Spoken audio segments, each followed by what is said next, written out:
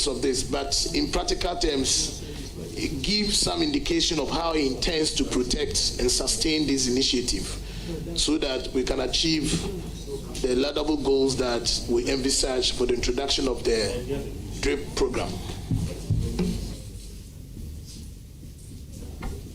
I'll respond to the question. Mr. Chairman, the DRIP project or program, District Road Improvement Program, was a laudable one, and it was jointly conceived through the Committee on Local Government, the Parliament leadership, together with the Ministry and Administrator for District Assembly Common Fund. Mr. Chairman, unfortunately, my brother is saying it was owned by the local government ministry, but local government ministry was not part of the procurement, and therefore there were challenges at birth. And he's asking, how am I going to pursue it? Mr. Chairman, every district chief executive watching me, workers in the Ministry of Local Government watching me, will testify that they have no records of any agreement of the DRIP project, and they have no program inventory of all the DRIP machines. This is a challenge because it was highly procured at the big house, that the office of the president. So that brought a problem. And therefore, one, there is no management contract. Two, there are no means of spare parts. Three, there are no committees established to take care of them. So if you go, it is fraught with a lot of challenges. And therefore, if given the nod, together with my brother who used to be in the ministry, and together with my team who will be the technocrat at the ministry, we will all work together to make sure that the DRIP program is materialized. Because the machines were procured to improve upon district roads that are not hard. And much money was used. We were common fund in arrest. So you can't use that amount of money on such a program and allow it to go waste. Whether we like it or not, the machines have been procured, and we must put them into good use. Therefore, there must be proper structures, proper agreement, proper monitoring, proper systems to make sure that we have a very good advantage or utility of the machines that were procured. With this, Mr. Speaker, I believe I'm now going there. My brother is here. So we are going to team up. Even on this table, I can count about 2 or 3 local government former ministers. So we have the men on both sides. If we can put everything together and solve Ghana's problems, the problems will be solved. All right. Thank you very much. I will now give the floor. Very well, if you want to thank the nominee, following your questions, you have to do that immediately. Let me thank him for the assurances given. I wish him well. Thank you very much. Thank you. Honorable member, thank you, my good brother. Giving the floor to Alhaji Al-Hassan Omar. Let me inform the House that there is an urgent issue which I will have to personally address. So I'll take a short leave of you. In my absence, the Vice Chairman will chair. Thank you very much for the opportunity. Alhaji Omar, you have the floor. Thank you, Chairman. My good friend and brother Ahmed, Honorable Ahmed, congratulations. I look forward to working with you and bringing the issues of Zabzugu to your office anytime from today. I have one question.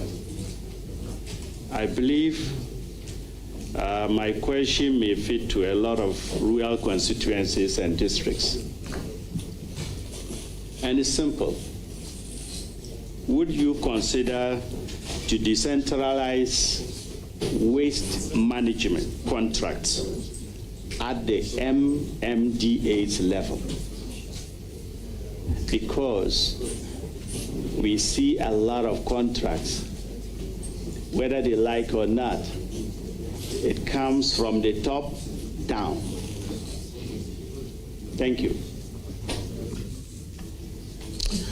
Mr. Chairman, the question being asked, I'm not privy to any of the waste management contracts. But what I can see is that there were ministerial disalignment, because all over the world, waste management is a municipal function and should be a core duty and responsibility of the MMDs. Waste practitioners or workers are available in every district and municipality.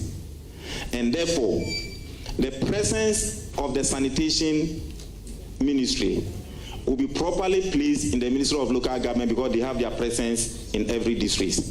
And once that is done, the problem may not be about contract, it may be about supervision and monitoring. So if the sanitation department of the Ministry of Local Government and Rural Development will be strengthened to make sure that they are able to do proper and effective monitoring of sanitation issues, the problem can be solved. Because it is more of monitoring than just contract. Thank you. I wish you well. Thank you, my brother. Thank you very much. We now have Honorable Muhammad Shaibu. Mr. Chairman, I'm most grateful. Honorable nominee, congratulations. Thank you, my good brother. Your designation, Honorable nominee, Minister of Local Government, Chieftaincy and Religious Affairs. I think mention was made of sanitation too. Is that part of it? Yes, Mr. Chairman, the sanitation as part of it is 3 in 1. Very well. Trust that I will ask no question about your competence. You have. Thank you, my brother. You have demonstrated over the years at the Ministry of Local Government. However, what I don't know is the Chieftaincy and Religious Affairs and the sanitation bit. Already we know that one of the biggest ministries is the local government. If we add chieftaincy, religious affairs, and sanitation, it makes it even bigger. Tell us your take about that.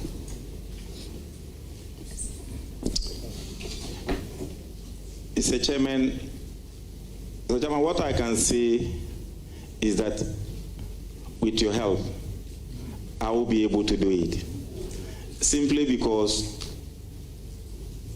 3 ministries are going to be combined to make 1 ministry.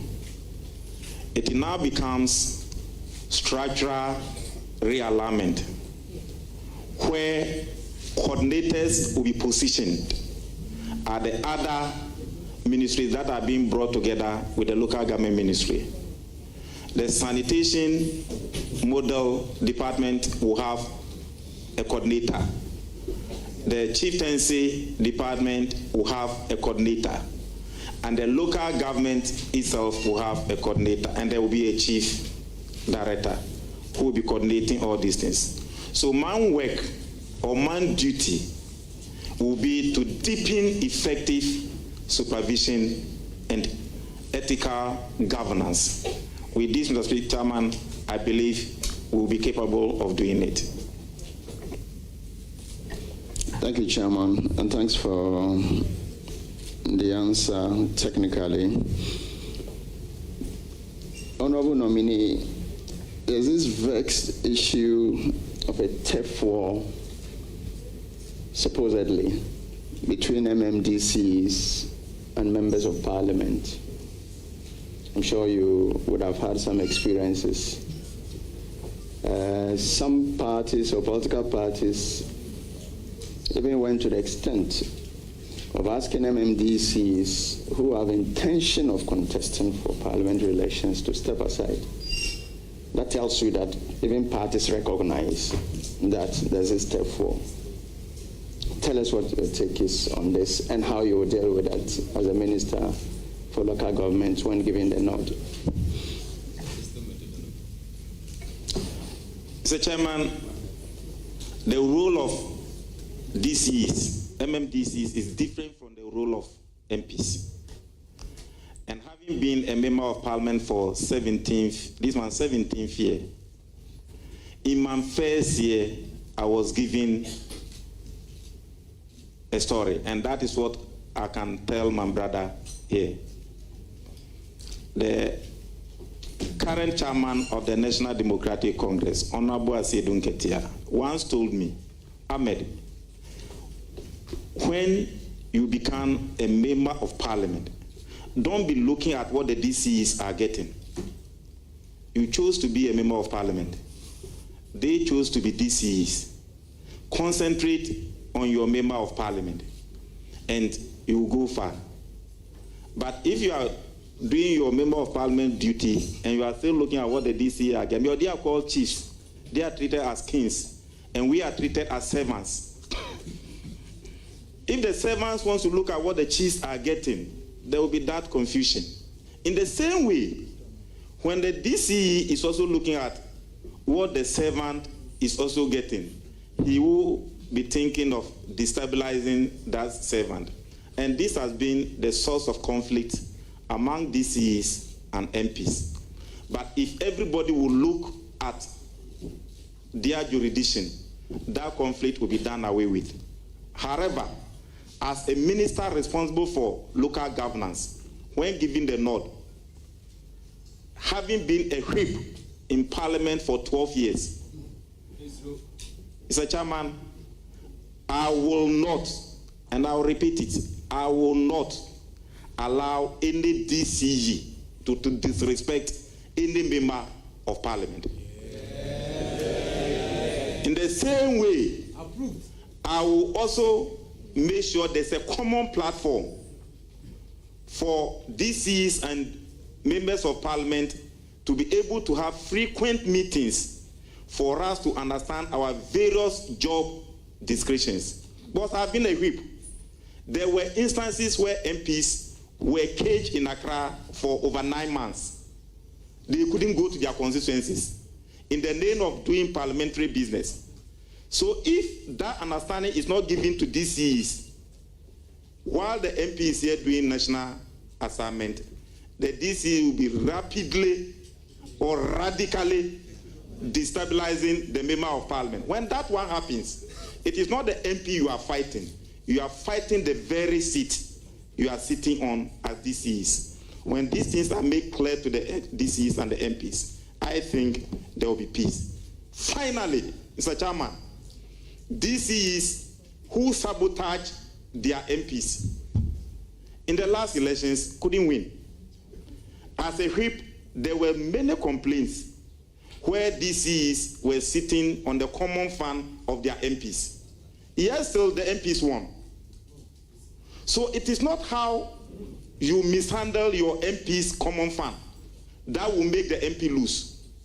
DCE, use the money given to you to work. MP, use the one given to you to work. When everybody is to work on our various roles and responsibilities, there will be peace. But once again, I, as a former deputy whip for 12 years, will not allow any DCE to disrespect any MP. That is my word, and you can take it from me.